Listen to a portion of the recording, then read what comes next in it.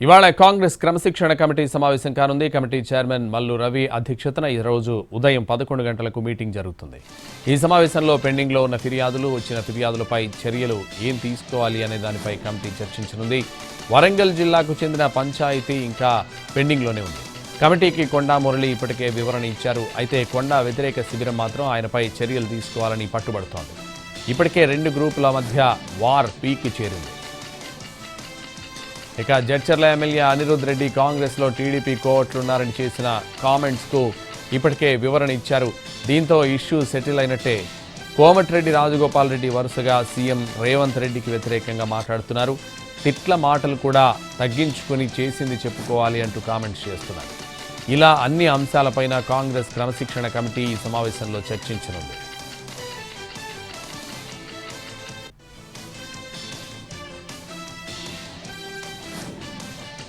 Pulivendula Vontimitta ZPTC ఉప ఎన్నికల ప్రచారం ఈ రోజుతో ముగినుంది.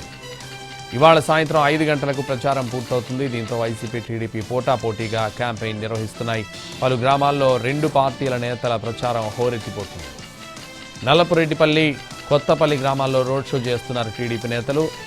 నల్లగొండు వారిపల్లిలో ప్రచారం జోరుగా సాగిస్తున్నారు వైసీపీ నేతలు. వైసీపీ, టీడీపీ ఒకే రూట్లో ఎన్నికల ప్రచారం చేస్తుండటంతో పోలీసులు అప్రమత్తమయ్యారు. ఇప్పటికే వైసీపీకి చెందిన 11 మంది గ్రామస్థాయి నేతలను అదుపులోకి తీసుకున్నారు పోలీసులు. మరోవైపు పోలింగ్ బూతుల మార్పుపై ఎన్నికల కమిషన్ను కలిసి ఫిర్యాదు చేశారు వైసీపీ నేతలు.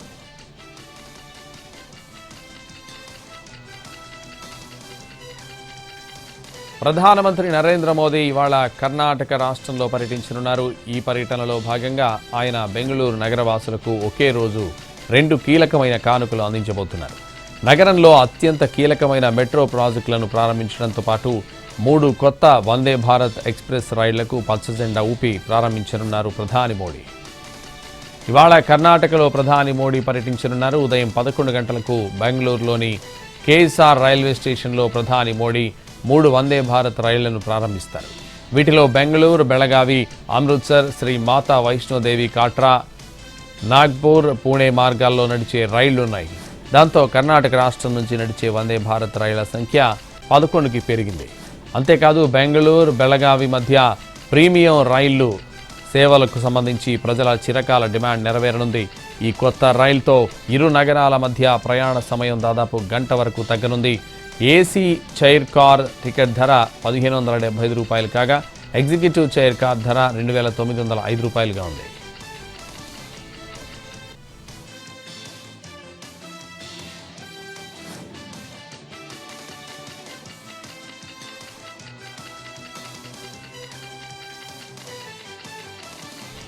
భాగ్యనగరంలో కురిసిన వర్షానికి జనజీవనం స్తంభించిపోయింది. ఖైరతాబాద్ నుంచి పంజాగుట్ట వైపు ట్రాఫిక్ తీవ్ర అంతరాయం ఏర్పడింది. కేసీపీ జంక్షన్ ఎదురుగా వరద నీరు నిలిచిపోయింది. తాజ్కృష్ణ పైనుంచి కేసీపీ జంక్షన్ వరకు జోరుగా వరద నీరు వస్తోంది. నడుము లోతులో నీరు నిలిచిపోవడంతో ట్రాఫిక్లో వాహనదారులు ఇబ్బందులు పడ్డారు.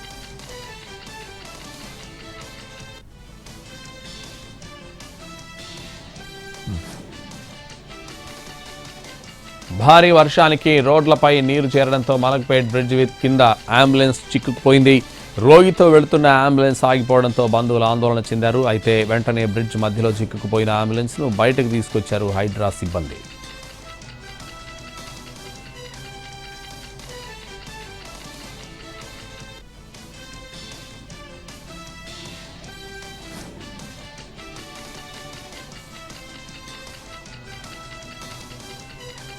మలక్పేట్ రైల్వే బ్రిడ్జ్ కింద 8 అడుగుల వరకు వరద నీరు చేరింది. చాదర్ఘాట్ నుంచి దిల్సుఖ్ నగర్, ఎల్బీ నగర్ మధ్య రాకపోకలకు అంతరాయం ఏర్పడింది.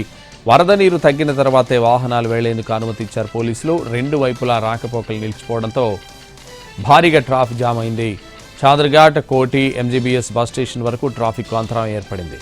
అమీర్పేట్ మైత్రివనం మెట్రో స్టేషన్ వద్ద వరదలో ప్రైవేట్ ట్రావెల్స్ బస్సు చిక్కుకుంది. ప్రయాణికులతో పాటు వరద నీటిలో చిక్కుకుని పోయింది బస్సు. ట్రావెల్స్ బస్సును బయటకు తీసుకొచ్చారు హైడ్రా పోలీస్ సిబ్బంది.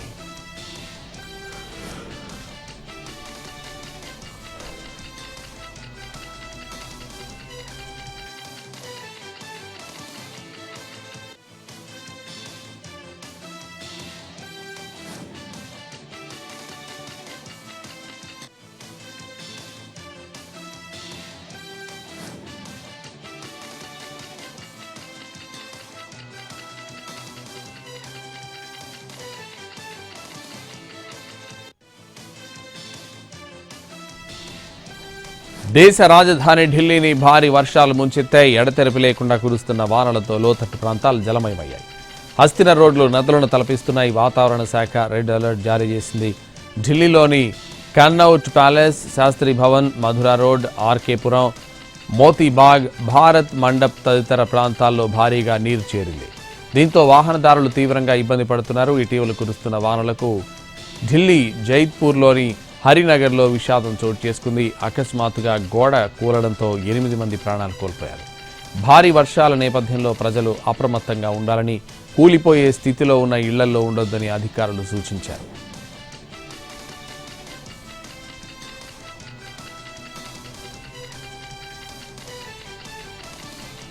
తెలంగాణలో స్థానిక సంస్థల ఎన్నికలకు ముందడుగు వేయాలని ఆలోచనకు వచ్చింది సర్కార్. బీసీ రిజర్వేషన్ల అంశం తేల్చిన తర్వాత ఎన్నికలను పోవాలని ఇన్నాళ్లు భావించింది. అందుకు అవసరమైన కార్యాచరణ కూడా సిద్ధం చేసింది. కానీ సానుకూల నిర్ణయం రాకపోవడంతో భవిష్యత్ కార్యాచరణపై ఫోకస్ పెట్టింది. పొలిటికల్ అఫైర్స్ కమిటీ సమావేశంలో చర్చించి నిర్ణయం తీసుకోనుంది. ఈ నెల 15న Congress party political affairs committee సమావేశం కానుంది. స్థానిక సంస్థల ఎన్నికలపై చర్చించనుంది. పీసీసీ చీఫ్ మహేష్ గౌడ్ మాత్రం బీసీ రిజర్వేషన్లను అమలు చేస్తూ ముందుకు వెళ్తే మంచిదనే ఆలోచనలో ఉన్నారు. ఇటీవల ఢిల్లీలో జరిగిన ఖర్గే సమావేశంలో కూడా ఇదే అంశాన్ని ప్రస్తావించారు. అయితే ప్రభుత్వం మాత్రం వీలైనంత త్వరగా ఎన్నికలు నిర్వహించాలని చూస్తోంది. ఆలస్యం చేయడం ఎందుకనే చర్చ చేస్తోంది. ఎన్నికలకు సిద్ధంగా ఉండాలని ఆదేశాలు కూడా వెళ్లాయి. అయితే ప్రభుత్వం బీసీ రిజర్వేషన్ల కోసం జియో ఇస్తే ఎలా ఉంటుంది అని ఆలోచిస్తోంది. కోర్టులో ఇబ్బంది తప్పదని భావిస్తోంది. ఇక పార్టీ పరంగా బీసీలకు 42% రిజర్వేషన్ కోటాలాగా సీట్లు ఇవ్వాలనే ఆలోచన కూడా చేసింది.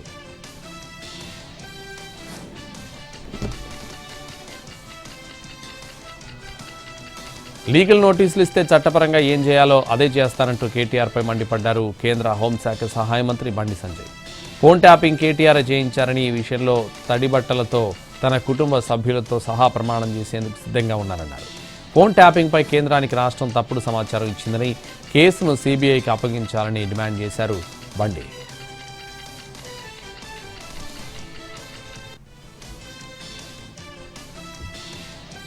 ఫోన్ ట్యాపింగ్ వ్యవహారంపై మరింత లోతుగా విచారణ జరపాలన్నారు పీసీసీ చీఫ్ మహేష్ గౌడ్.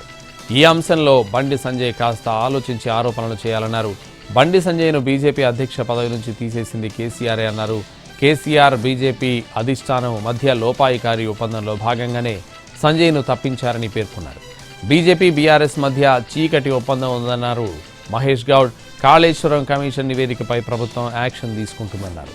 ఈ ప్రాజెక్టుపై కమిషన్ పూర్తి స్థాయిలో విచారణ జరిపిందని, అవకతవకలు జరిగాయని ఆధారాలు ఇచ్చిందన్నారు పీసీసీ చీఫ్.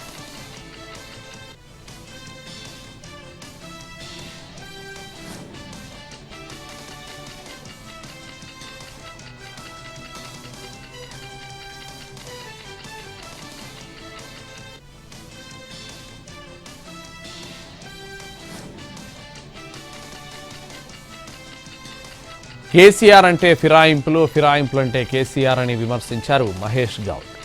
జూబ్లీహిల్స్ అభ్యర్థిపై సర్వే చేస్తున్నామని, ఎన్నికల తేదీ వచ్చిన తర్వాత దరఖాస్తులు తీసుకుంటామని తెలిపారు. ఎక్కడైనా ఎమ్మెల్యే చనిపోతే ఎన్నికలు లేకుండా ఆ కుటుంబ నిర్ణయానికి అనుగుణంగా మద్దతిచ్చే ఆనవాయితీ ఉండేదని, కానీ దీన్ని కేసీఆర్ ఉల్లంఘించారని మహేష్ గౌడ్ మండిపడ్డారు. జూబ్లీహిల్స్ ఉప ఎన్నికల్లో తాము పోటీ చేస్తామని స్పష్టం చేశారు.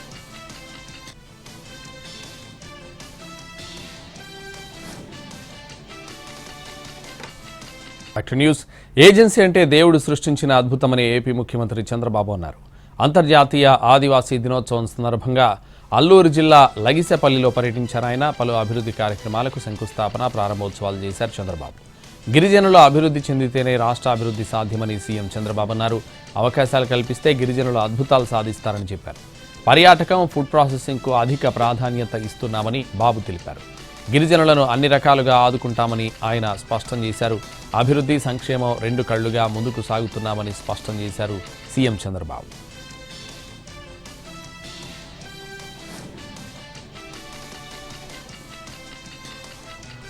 తెలంగాణ ప్రభుత్వం ఆమోదించి పంపిన బీసీ రిజర్వేషన్ బిల్లును కేంద్రం ఆమోదించాలని డిమాండ్ చేశారు మంత్రి పొన్నం.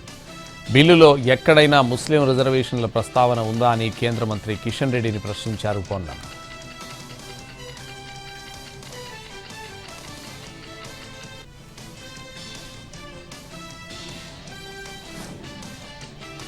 నిర్మాతలు ఫెడరేషన్ సభ్యుల మధ్య చర్చలు విఫలమయ్యాయి. నిర్మాతలు సూచించిన వేతన పెంపు పద్ధతికి తాము అంగీకరించలేమని తేల్చి చెప్పారు ఫెడరేషన్ అధ్యక్షుడు వల్లభనేని అనిల్.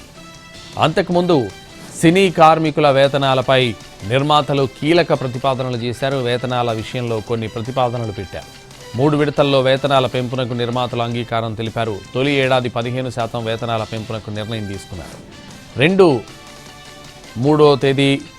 మూడో ఏడాది 5% చొప్పున పెంచుతామని చెప్పారు. 2,000 రూపాయల లోపు ఉన్న వారికి మొదటి ఏడాది 15% వేతనం పెంచాలని నిర్ణయం తీసుకున్నారు. 1,000 రూపాయల లోపు ఉన్న వారికి 20% వేతనం పెంచాలని నిర్ణయించారు. రోజు వేతనం 1,000 లోపు ఉంటే తొలి ఏడాది 20%, మూడో ఏడాది 5% వేతనం పెంచేందుకు అంగీకారం తెలిపారు. చిన్న సినిమాలకు పాత వేతనాలే కొనసాగుతాయన్నారు నిర్మాతలు. ఈ షరతులకు అంగీకరిస్తేనే వేతనాలు పెంపు ఉంటుందని స్పష్టం చేశారు ప్రొడ్యూసర్స్. అయితే నిర్మాతలు సూచించిన ఈ వేతన పెంపు పద్ధతికి అంగీకరించడం లేదని ఫెడరేషన్ తేల్చి చెప్పింది. దీంతో సినీ కార్మికుల సమస్య మళ్లీ మొదటికొచ్చింది.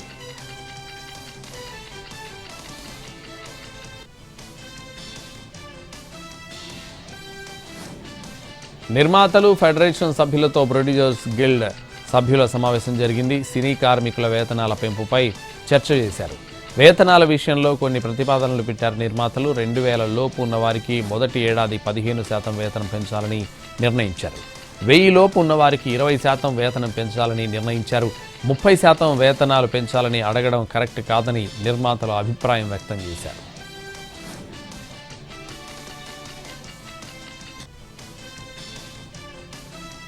ఫిల్మ్ ఫెడరేషన్ సభ్యులు ఎవరూ తనను కలవలేదని సినీ నటుడు చిరంజీవి స్పష్టం చేశారు. సినీ కార్మికుల వేతన పెంపుపై ఎటువంటి నిర్ణయం తీసుకోలేదని ఆయన తెలిపారు. ఈ మేరకు చిరంజీవి ట్వీట్ చేశారు. తెలుగు ఫిల్మ్ ఇండస్ట్రీ సమస్యపై ఏ ఒక్క వ్యక్తి సొంత నిర్ణయం తీసుకోలేరని చిరంజీవి అన్నారు. అందరూ సమిష్టిగా సమస్యకు పరిష్కారం కనుక్కుంటారని ఆయన స్పష్టం చేశారు. కార్మికుల వేతన సమస్య పరిష్కారం అయిందంటూ వస్తున్న వార్తలను నమ్మొద్దని ఆయన కోరారు.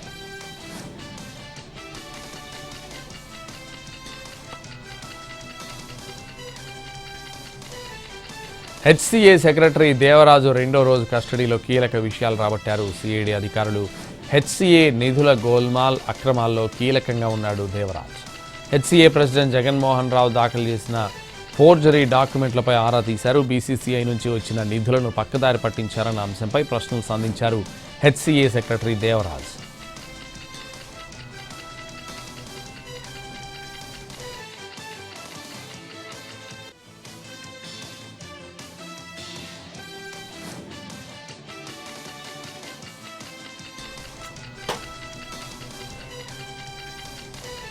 Bezawada Advika share market scam case కొత్త మలుపు తిరిగింది. కేసు నమోదు చేసి 2 నెలలు గడిచినా ఇంతవరకు ఎలాంటి పురోగతి లేకపోవడంతో సిట్ ఏర్పాటు చేశారు పోలీసు ఉన్నతాధికారులు. క్రైమ్ డీసీపీ తిరుమలేశ్వర్ రెడ్డి నేతృత్వంలో ప్రత్యేక దర్యాప్తు బృందాన్ని ఏర్పాటు చేస్తూ పోలీస్ కమిషనర్ రాజశేఖర్ బాబు ఉత్తర్వులు జారీ చేశారు. సిట్లో 11 మంది సిఐలు, 10 మంది సబ్ ఇన్స్పెక్టర్లు ఉన్నారు. తాడేపల్లికి చెందిన వెంకట ఆదిత్య ఈ కేసులో ప్రధాన నిందితుడు. 300 కోట్ల రూపాయలు వసూలు చేశారు కేటుగాళ్లు. ఇప్పటికే అద్వికా సంస్థకు చెందిన బ్యాంక్ అకౌంట్స్ సీజ్ చేశారు అధికారులు.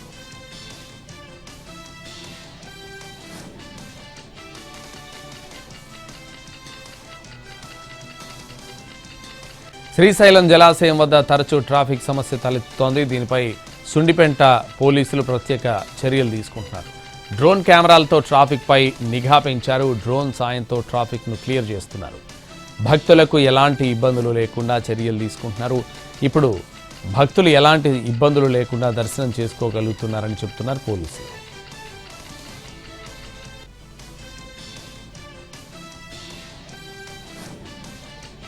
తూర్పుగోదావరి జిల్లా వెదురుళ్లపల్లిలో వ్యవసాయ సహకార సంఘంలో 2 కోట్ల నిధులు గోల్మాలయ్యాయి.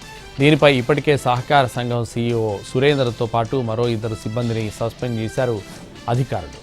నిధుల గోల్మాల్పై విచారణకు ఆదేశించారు జిల్లా కలెక్టర్. అయితే విచారణ గడువు ముగిసినా ఇంకా రిపోర్ట్ ఇవ్వలేదు.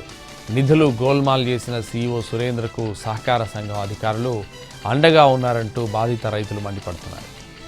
దీనిపై నిజాయితీ కలిగిన అధికారులతో పూర్తి స్థాయి దర్యాప్తు చేపట్టాలని, బాధ్యులపై చట్టపరమైన చర్యలు తీసుకోవాలని కోరుతున్నారు.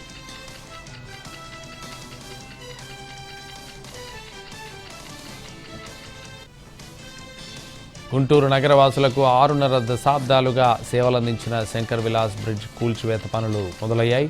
1958లో నిర్మించిన శంకర్ విలాస్ బ్రిడ్జ్ 67 ఏళ్ల పాటు ప్రజలకు సేవలందించింది. పెరిగిన ట్రాఫిక్ అనుగుణంగా శంకర్ విలాస్ బ్రిడ్జ్ స్థానంలో 4 లేన్ల బ్రిడ్జిని నిర్మిస్తున్నారు. ఇప్పటికే పాత వంతెన పక్కన పిల్లర్ల నిర్మాణం చేస్తున్నారు.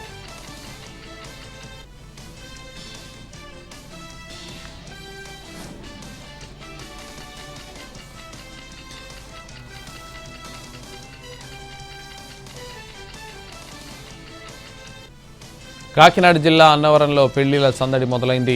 ఈ నెలలో 4 తేదీల్లోనే అధిక వివాహాలు జరగనున్నాయి. శ్రావణ మాసంలో అతిపెద్ద ముహూర్తాలని చెబుతున్నారు పండితులు. కొండపై వసతి గదులకు ఫుల్ డిమాండ్ ఏర్పడింది. సీపోర్ట్స్ లేఖతో సిఆర్ఓ ఆఫీస్ నిండిపోయింది. కొండపై 550 గదులు అందుబాటులో ఉన్నాయి. సత్యగిరి కొండపై హరిహర సదన్ పెళ్లిళ్లకు అనుకూలంగా ఉండే సత్రంగా పేరుంది. ఈ కొండపై 2 ఉచిత కళ్యాణ మండపాలున్నాయి. ఈ సత్రం గదులు మండపాలకు దగ్గరగా ఉండడంతో కావాలని ఎగబడతారు జనం. సిఫారసు లేఖలకు ప్రాధాన్యం ఇవ్వాలంటూ అధికారులకు అనధికారిక ఆదేశాలు జారీ అయ్యాయి. ఒక్కొక్క లేఖపై 5 నుంచి 10 రూములు బుక్ చేసుకుంటున్నారు.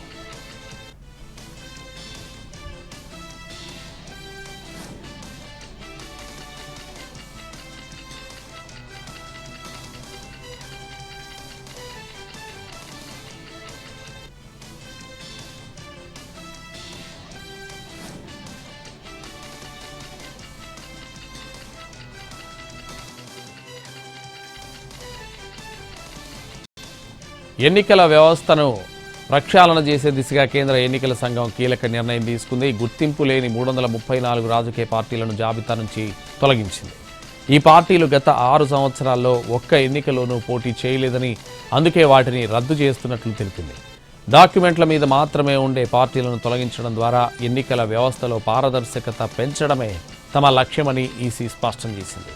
నిబంధనల ప్రకారం ప్రతి రిజిస్టర్డ్ పార్టీ నిర్దిష్ట కాల వ్యవధిలో తప్పకుండా ఎన్నికల్లో పోటీ చేయాలి. ఈ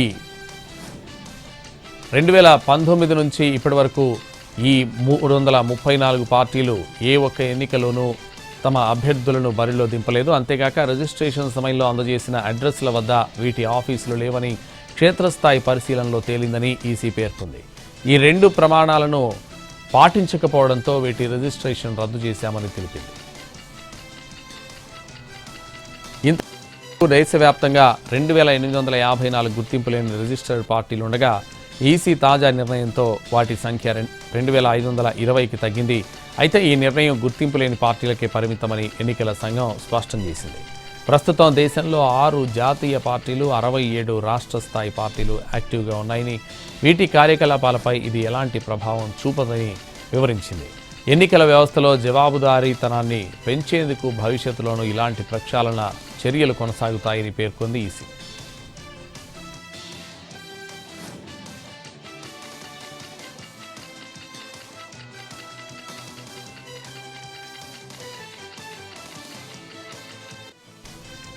జమ్మూ కాశ్మీర్లోని కుల్గాం జిల్లాలో ఉగ్రవాదులు మరోసారి పేటరేగిపోయారు. దట్టమైన అటవీ ప్రాంతంలో నక్కిన ఉగ్రవాదులు జవాన్లపైకి కాల్పులు జరిపారు. ఈ కాల్పుల్లో 2 జవాన్లు ప్రాణాలు కోల్పోయారు.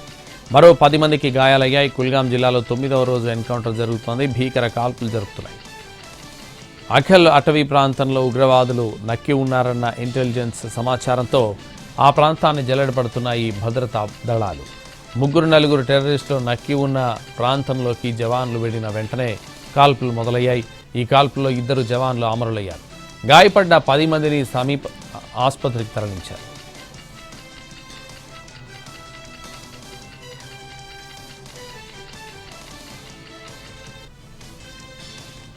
క్లౌడ్ బరస్ట్తో కొండ చర్యలు విరిగిపడి మెరుపు వరదలు ముంచెత్తిన ధరాలి నామరూపాలు లేకుండా పోయింది. ఇళ్లు, హోటళ్లు, రెస్టారెంట్లు, స్టే హోమ్లు మొత్తం కొట్టుకుపోయాయి. వరద తగ్గాక చూస్తే ఆ భవనాల్లో భారీగా బురద మేటలు కనిపిస్తున్నాయి. శిథిలాల కుప్పగా కనిపిస్తున్నాయి ఈ భవనాలు.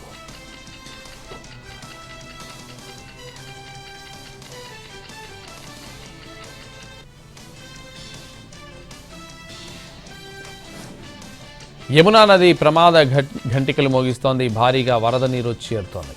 204 మీటర్లకు చేరుతుంది. నీటి మట్టం లోతట్టు ప్రాంతాలను ఖాళీ చేయించేందుకు ప్రభుత్వం చర్యలు తీసుకుంటోంది. వరద ముప్పును వీలైనంత నివారించడానికి ప్రభుత్వం ఎప్పటికప్పుడు రివ్యూలు చేస్తోంది. భారీ వర్షాలు వరదలతో ఢిల్లీ అతలాకుతలమైంది.